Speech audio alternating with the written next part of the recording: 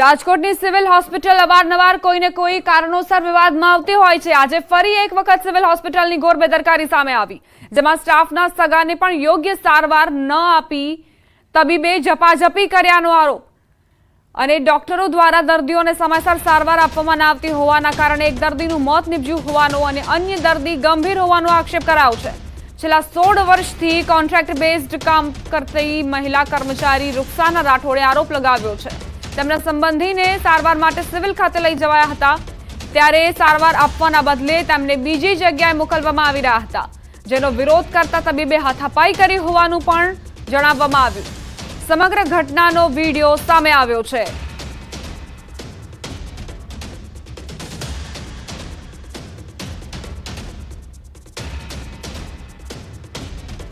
Madam जे patient आवे ई पेला होय के कोईनी फाइल लखवी ई इमरजन्सी छे।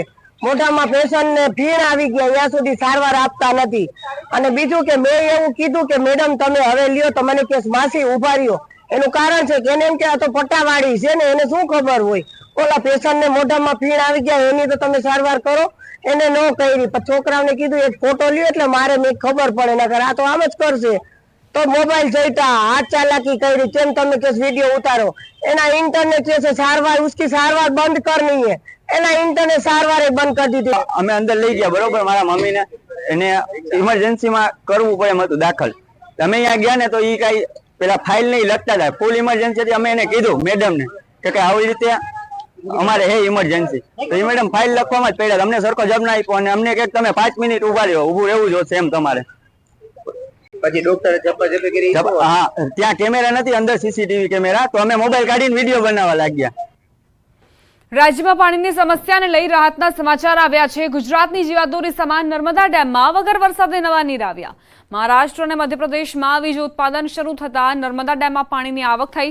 નર્મદા ડેમની મહત્તમ સપાટી 123.98 મીટર પર પહોંચી છે। ડેમની મહત્તમ સપાટીએ જે દરવાજા બેસાડવામાં આવ્યા છે તે 121.92 મીટર છે, જ્યારે ડેમની મહત્તમ સપાટી 138.68 મીટર છે। હાલ નર્મદા ડેમમાં ઉપરવાસમાંથી 94,000 ક્યુસેક પાણીની આવક થઈ રહી છે, જેને લઈ ગુજરાત માટે મેઇન કેનાલમાં 20,000 ક્યુસેક પાણી આપવામાં આવી રહ્યું છે। આ ચોમાસામાં નર્મદા ડેમ તેની મહત્તમ સપાટી પર ઝડપથી પહોંચશે તેવા એંધાણ વર્તાઈ રહ્યા છે। ગુજરાતની જીવાદોરી સરદાર સરોવર નર્મદા ડેમ ખરેખર આજે ગુજરાત માટે એક સારા સમાચાર લઈને આવ્યું છે, કારણ કે જે ઉપરવાસમાં મધ્યપ્રદેશ અને મહારાષ્ટ્રમાં જે પાવર હાઉસ શરૂ થતાં 94,000 ક્યુસેક જેટલું પાણી આ જે નર્મદા ડેમમાં નવા નીર આવી રહ્યા છે, જેને લઈ નર્મદા ડેમની સપાટી ઉત્તરોત્તર વધી રહી છે। ખાસ વાત કરીએ તો હાલ જે ઉનાળા જે ચાલી રહ્યો છે અને ઉનાળા પૂર્ણ થવા આવ્યો છે અને ચોમાસું બેસશે, પરંતુ હાલ ઉનાળાના 41 થી 45 જેવા ડિગ્રી તાપમાનમાં પણ સરદાર સરોવર નર્મદા ડેમમાં પાણીની આવક થતાં નર્મદા ડેમની જે મહત્તમ સપાટી જે છે 121.92 મીટર તે વટાઈ ચૂકી છે। અને હાલ તમે જે ન્યૂઝ 18 ગુજરાતી પર જોઈ શકો છો એક્સક્લુઝિવ દ્રશ્યો કે જે એના દરવાજા છે એ દરવાજા લગોલગ પાણી આવી ચૂક્યું છે, કારણ કે 123.98 મીટરે નર્મદા ડેમ પહોંચ્યો છે અને ઉપરવાસમાંથી 94,000 ક્યુસેક પાણીની આવક થઈ રહી છે। એટલે કહી શકાય કે જે આવનારા દિવસોમાં જે મહત્તમ જે ડેમની સપાટી છે 138.68 મીટર જે સર કરશે। હાલ જે વહેલી તકે જે વરસાદ પડે અને જો વધારે વરસાદ પડે તો જે ટૂંક સમયમાં જ આ જે નર્મદા ડેમ જેની મહત્તમ સપાટી વટાવે તેમ લાગી રહ્યું છે। હાલ તો જે નર્મદા ડેમની સપાટી ઉત્તર વધારો થઈ રહ્યો છે, જે ગુજરાત માટે એક સારા સમાચાર કહી શકાય। દીપક પટેલ, ન્યૂઝ 18 ગુજરાતી, નર્મદા। સમાચાર જૂનાગઢથી। જૂનાગઢમાં ગિરનાર રોપવે 11 જૂનથી 20 જૂન સુધી બંધ રહેશે। મેન્ટેનન્સને લઈ ગિરનાર રોપવે બંધ રખાશે। 21 જૂનથી રોપવે સેવા ફરી કાર્યરત કરવામાં આવશે। તો જે પ્રવાસીઓ યાત્રાળુઓ ગિરનારની મુલાકાત લેવાના હોય તેમની માટે આ મહત્વના સમાચાર કે 20 જૂન સુધી 11 થી 20 જૂન સુધી રોપવે સેવાનો ઉપયોગ તમે નહીં કરી શકો, એટલે એ જ પ્રકારે તમારું કાર્યક્રમ ગોઠવજો। 21 તારીખે આ જે રોપવે સેવા છે તે પુનઃ શરૂ કરવામાં આવશે। 10 દિવસ સુધી મેન્ટેનન્સની જે પ્રક્રિયા છે તે ચાલશે, એટલે જ આ પ્રકારનો નિર્ણય લેવામાં આવ્યો છે। સુરેન્દ્રનગરમાં દૂધરેજ નજીક નર્મદા કેનાલ પરનો પુલ ભ્રષ્ટાચારની ચાડી ખાઈ રહ્યો છે। ધ્રાંગધ્રા જવા તરફના પુલ પર એક જ વર્ષમાં 4થી વાર ગાબડું પડ્યું, જેના કારણે વાહન ચાલકો ફરી જીવના જોખમે ત્યાંથી પસાર થવા મજબૂર બન્યા। પુલ પર દર વખતે ગાબડું પડે છે અને બેદરકાર તંત્ર દર વખતે થીગડા મારી સંતોષ માની લે છે। તંત્ર દ્વારા હાલ સમારકામ તો કરાઈ રહ્યું છે, પરંતુ તેમાં પણ લોટ પાણીને લાકડા જેવો ઘાટ સર્જાયો છે. સમારકામના બીજા જ દિવસે ફરી રોડ પર તિરાડો જોવા મળી રહી છે. સ્થાનિકો યોગ્ય સમારકામની માંગ કરી રહ્યા છે, પરંતુ પ્રશાસન હજુ કોઈ મોટી દુર્ઘટનાની રાહ જોઈ રહ્યું હોય તેવું લાગી રહ્યું છે.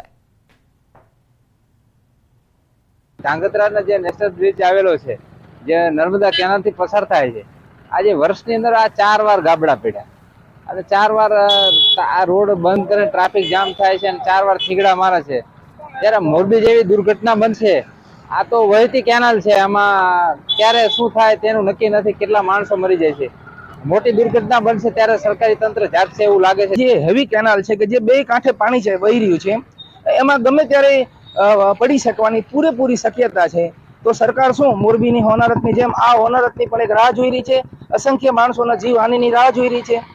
એ મારો પ્રશ્ન છે અને એ બાબતમાં સરકાર શું યોગ્ય તાત્કાલિક નિર્ણય લેવા માંગે છે એ આપના માધ્યમથી હું સરકારશ્રીને વિનંતી કરું છું. સુરેન્દ્રનગર શહેરને કચ્છ સાથે જોડતા મુખ્ય હાઈવે પરના દુધરેજ નજીક આવેલ નર્મદા કેનાલ પુલ પર છેલ્લા 1 વર્ષમાં 4થી વાર ગાબડું પડવાનો બનાવ બન્યો છે અને જેને લઈ અને વારંવાર વાહન ચાલકોને હાલાકીનો સામનો કરવો પડે છે અને તંત્ર જાણે કોઈ મોટી દુર્ઘટનાની રાહ જોઈ રહ્યું હોય તેમ વારંવાર આજે નર્મદા કેનાલ પરના જે પુલ છે એમાં વારંવાર ગાબડા પડતા ઠીકડા મારવાની જે નીતિ છે એ તંત્ર દ્વારા અપનાવવામાં આવી રહી છે. આપ ટીવી પરના દ્રશ્યોમાં જોઈ શકો છો કે આ ગઈકાલે સાંજે જ આ પુલ પર ગાબડું પડ્યા બાદ તંત્ર દ્વારા રિપેરિંગ કામ હાથ ધરવામાં આવ્યું હતું, પરંતુ હજુ પણ આ રિપેરિંગ કામમાં પણ લોટ પાણીને લાકડા હોય તેવી સ્થિતિ જોવા મળી રહી છે. ગઈકાલે સાંજે જ આ જે પુલ પર છે રિપેરિંગ કામ હાથ ધરવામાં આવ્યું હતું, પણ આજ સવારે આ રિપેરિંગ બાદ પણ અત્યારે જે પુલનું રિપેરિંગ કામ કરવામાં આવ્યું છે તેને બાદ પણ તિરાડો જોવા મળી રહી છે, જેને લઈ અને કોઈ મોટી દુર્ઘટનાનો ભય છે. ત્યારે તંત્ર કોઈ મોટી દુર્ઘટનાની રાહ જોઈ રહ્યું હોય તેવું લાગી રહ્યું છે.